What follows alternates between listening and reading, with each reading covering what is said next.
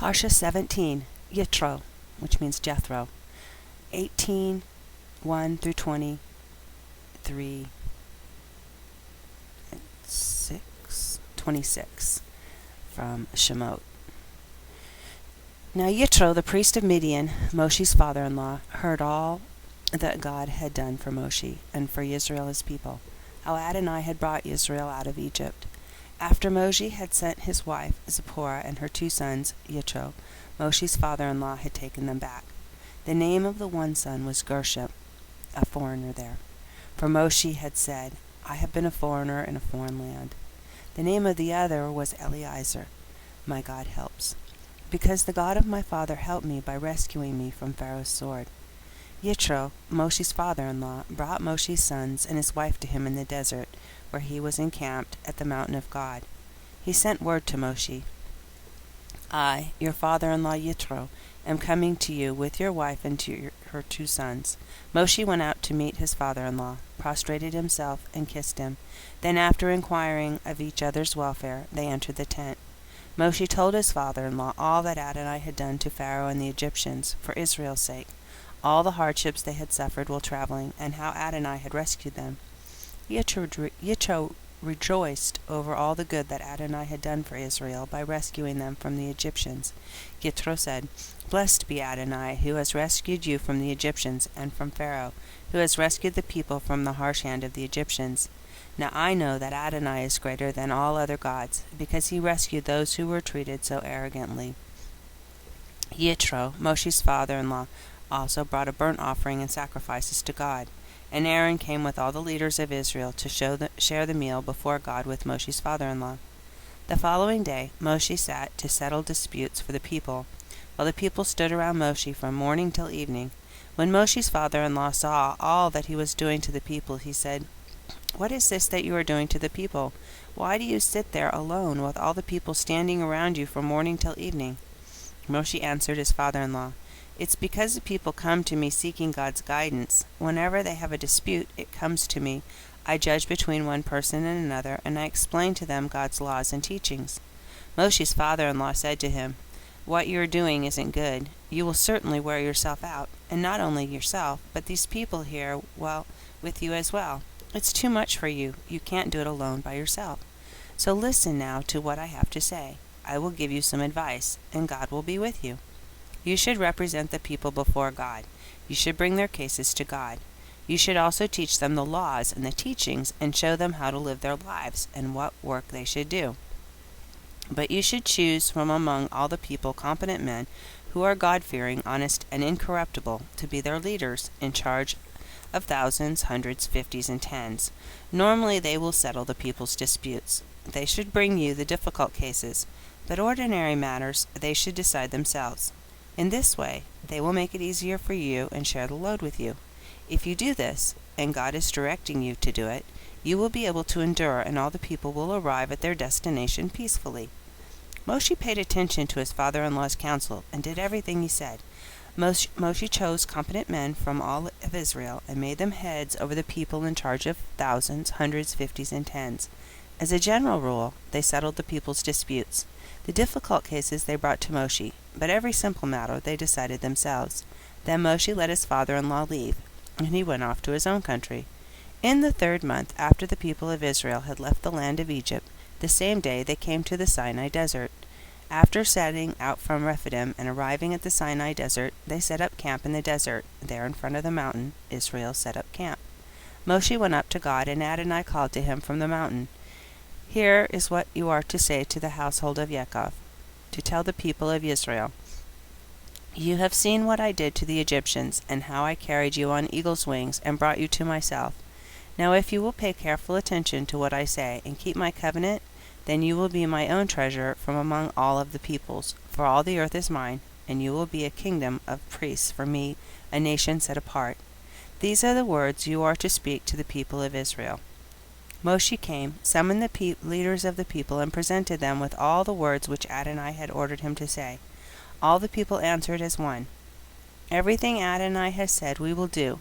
Moshe reported the words of the people to Adonai. Adonai said to Moshe, See, I am coming to you in a thick cloud. so that the people will be able to hear when I speak with you, and also to trust in you forever." Moshe had told Adonai what the people had said. So Adonai said to Moshe, "Go to the people, today and tomorrow, separate them from me by having them wash their clothing, and prepare for the third day. For on the third day Adonai will come down on Mount Sinai before the eyes of all the people. You are to set limits for the people all around, and say, 'Be careful not to go up on the mountain or even touch its base. Whoever touches the base of the mountain will surely be put to death. No hand is to touch him, for he must be stoned or shot by arrows. Neither animal nor human will be allowed to live. When the shofar sounds, they may go up on the mountain." Moses went down from the mountain to the people and separated the people for God, and they washed their clothing. And he said to the people, "Prepare for the third day, and do not approach a woman." On the morning of the third day there was thunder, lightning, and a thick cloud on the mountain. Then a shofar blast sounded so loudly that all the people in the camp trembled. Moshe brought the people out of the camp to meet God.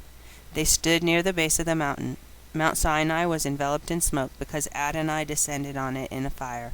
Its smoke went up like the smoke from a furnace, and the whole mountain shook violently. As the sound of the shofar grew louder and louder, Moshe spoke, and God answered him with a voice.